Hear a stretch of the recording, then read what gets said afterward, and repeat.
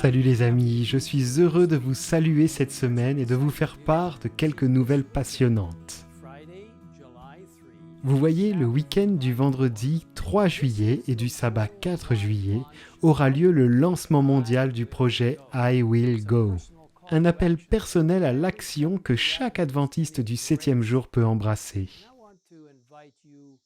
Et je veux vous inviter personnellement à vous impliquer dans cette incroyable mission pour atteindre le monde, ce qui fait toujours partie de l'implication des membres. Ce projet qui devait initialement être lancé lors de ce qui aurait été le dernier week-end de la session de la conférence générale à Indianapolis sera lancé virtuellement puisque la session a été reportée en raison de la pandémie du coronavirus. Mais Dieu soit loué, car il n'y a rien, pas même une pandémie mondiale, capable d'arrêter l'appel à atteindre le monde. J'espère que vous choisirez de participer à ce projet. J'espère que vous vous joindrez à nous. Nous vous donnerons plus de détails sur la manière de vous joindre à nous sur ma page Facebook.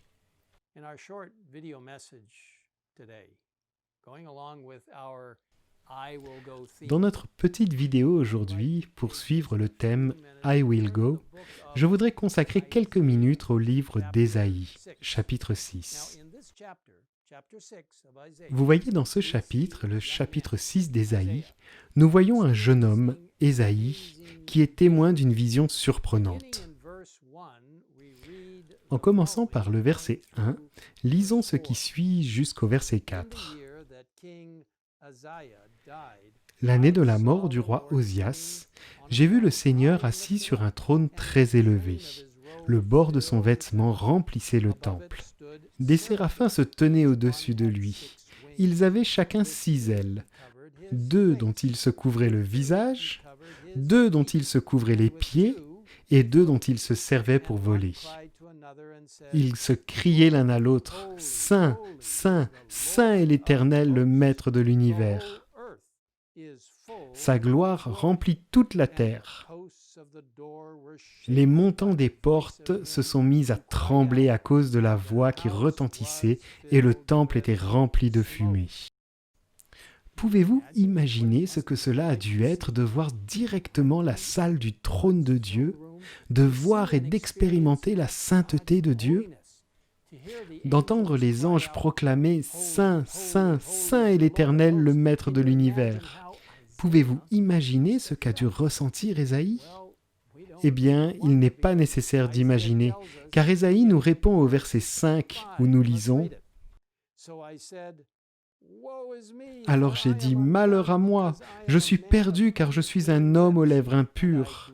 J'habite au milieu d'un peuple aux lèvres impures, et mes yeux ont vu le roi, l'Éternel, le Maître de l'univers. »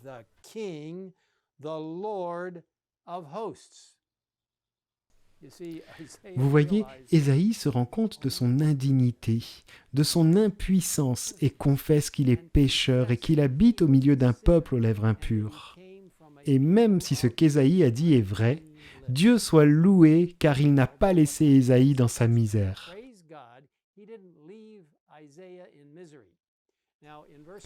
Dans les versets 6 et 7, nous voyons un ange spécialement envoyé voler rapidement vers Ésaïe pour le purifier symboliquement de ses péchés en touchant sa bouche avec une braise. L'ange parle au verset 7 du chapitre 6 d'Ésaïe. Lisons ensemble.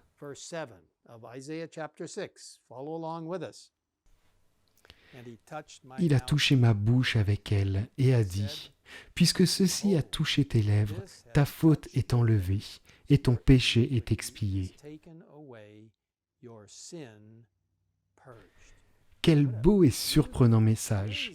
Après qu'Ésaïe ait crié en confessant son péché, il a été rapidement purifié. Sa faute est enlevée, son péché est expié. Mais ce n'est pas tout. Cette belle et étonnante rencontre ne s'arrête pas là.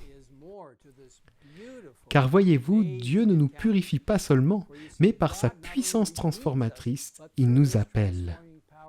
De façon étonnante, Il nous appelle à le représenter, à partager son message avec le monde.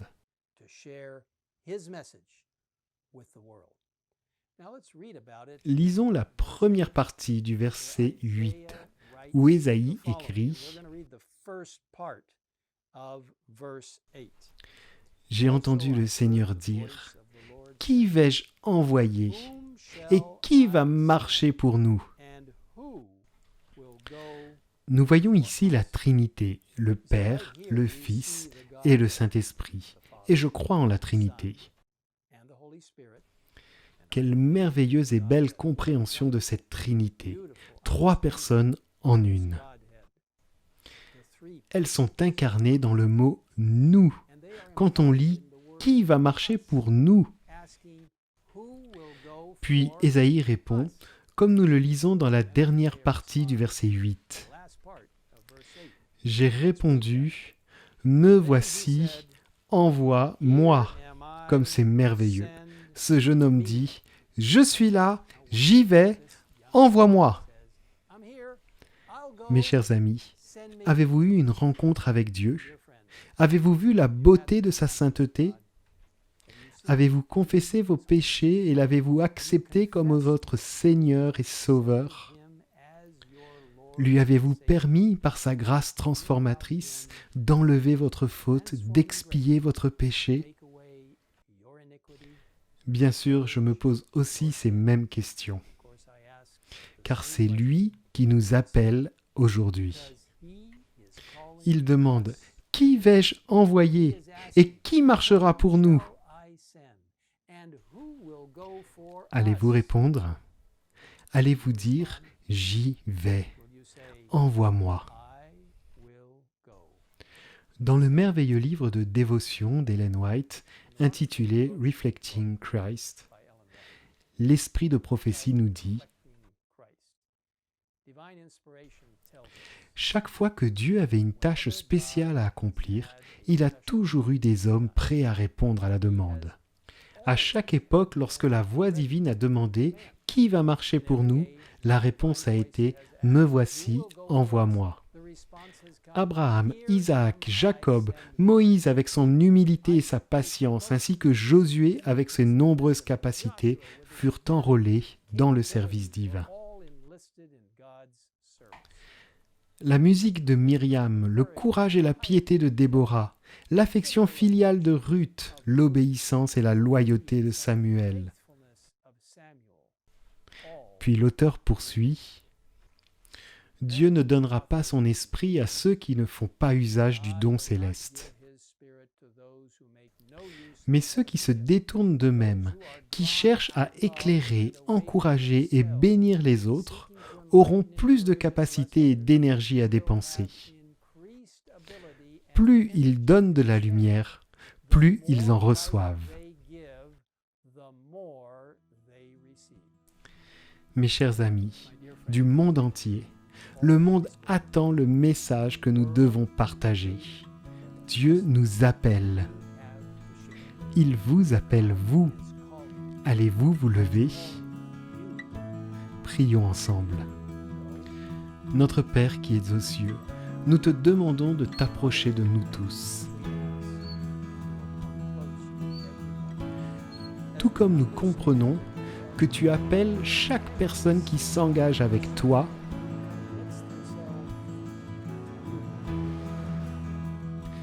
que tu nous demandes d'aller proclamer ce message et le message des 3 anges dans le nom puissant de Jésus. Que tu appelles les gens à toi, à t'adorer véritablement, toi notre Dieu. Aide-nous Seigneur à comprendre que I will go n'est pas seulement un programme, ce n'est pas seulement une devise, c'est un engagement qui vient du plus profond de nos cœurs. Parce que nous sommes en relation avec toi et que tu nous inspires pour aller dans le monde, pour porter le message puissant qui dit que Jésus a une issue de secours pour nous, qu'il intercède pour nous dans le lieu très saint du sanctuaire céleste et qu'il va bientôt enlever sa robe sacerdotale, revêtir sa robe royale et venir nous chercher pour nous ramener chez nous. Seigneur, aide-nous à nous impliquer en tant que membres. Aide-nous à dire « Envoie-moi, I will go », toujours par la puissance du Saint-Esprit. Nous te demandons tout cela au nom puissant et merveilleux de Jésus-Christ, notre Créateur, Rédempteur, souverain et meilleur ami. Amen. Best friend, Jesus Christ.